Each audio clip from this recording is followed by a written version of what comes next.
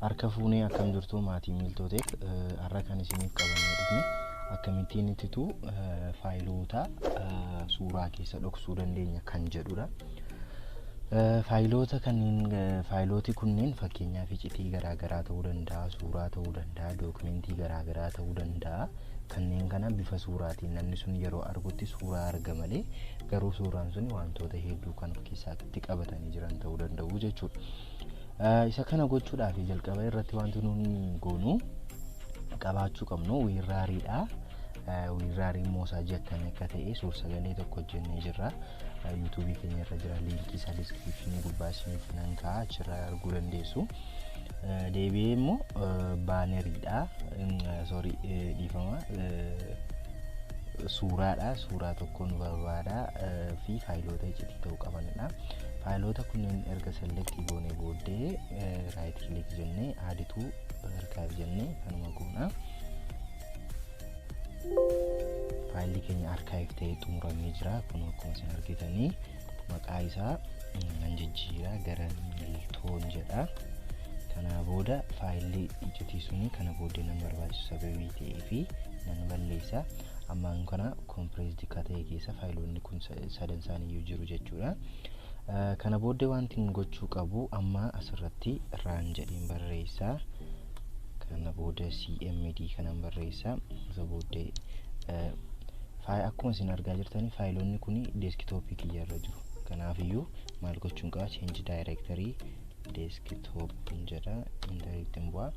Kana booddee ammas gubbaa irratti copy /b jedheen isa booddee irraa siqee as gubbaa irratti maqaa suuraa sanaan barreessa. Banner jedheen extension isaa barreessa irraan siqaa pilaasin jedha. As keessatti immoo maqaa faayila archive ta'ee ta'aa jiru sanaan barreessa. Miltoo jedha. Extension isaa zip ta'uu danda'a, raarii ta'uu danda'a. Ammaaf garuu kiyya raariidha. Raariidhaan godhe sababii ta'eefi akkasiin godha. Isa booddee irraa siqee ammas immoo maqaa suuraa isa iccitii wantoonni iccitii ta'an keessa jiran sana immoo asirratti akkasiin barreessa. Kana booddee extension isaa zip jedha. Kana booddee internetiin bu'a. Akkuma as gubbaa irratti argaa jirtan one files copy jedha. Kanneen kana lamaan walitti dabale jechuudha. Asiis gubbaa kanaas immoo dhufee jira jechuudha. Egaa as gubbaadha xumureera sababii exitiin godha. Kana booddee suurichi kunudha jechuudha. Faayilicha property isaa yoo ilaaltanii kun akkuma isin argitanii saayiziin isaa amma kanadha. Type of file isaa kanadha jechuun suuraadha jechuudha. Bifa suuraatiin kan ta'u. Suuraan kun silaansaa saayiziin isaa lafa ture kan jedhuu fi kiiloobaaytii 553 ture. Ammaan kana garuu akkuma isin argitanii kiiloobaaytii meegaabaaytii 60.8 ta'ee jira jechuudha. Kanaafiyyuu amma warreen kun nan barbaachisanii jechuudha. Kanaafuu maalan godha? Deleetiin godha. Ergan deleetii godhee faayila kana kuni suuraan kuni yoo namni tokko ilaaluuf jedhe suuraa biraamadha malee faayila iccitii sadii of keessatti qabatee jira akkuma isinitti argisiise. Faayiloota keessa jiran immoo deebisnee akkamitti argachuu yookaan access gochuu dandeenya kan jedhuu fi wiirraarii banna. Wiirraarii erga bannee booddee gara desktop keenyaatti geessina. Fakkeenyaaf desktop keenya kunodha. Kun akkuma isin argitan kunodha. Kana booddee as gubbaa irratti maalan godha? Take ishee jettu kana ishee faayila iccitii qabattee jirtu kana retrieving godha.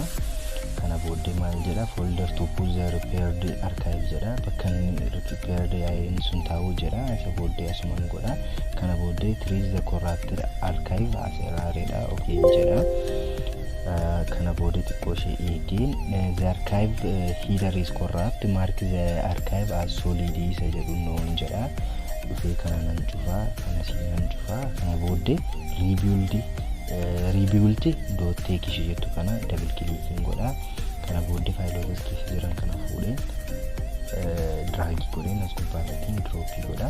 Kana booddee akkuma isin argitanii faayilli kiyya naaf deebi'ee jira jechuudha. Kunoo faayilli kiyya sadan isaayyuu naaf dhufee jira jechuudha. Haala kanaan itti fayyadamuu ni danda'a.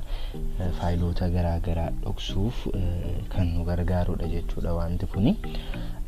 Kana fakkaata.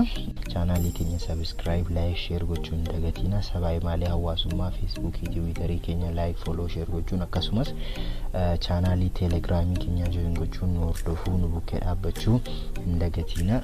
Galatooma.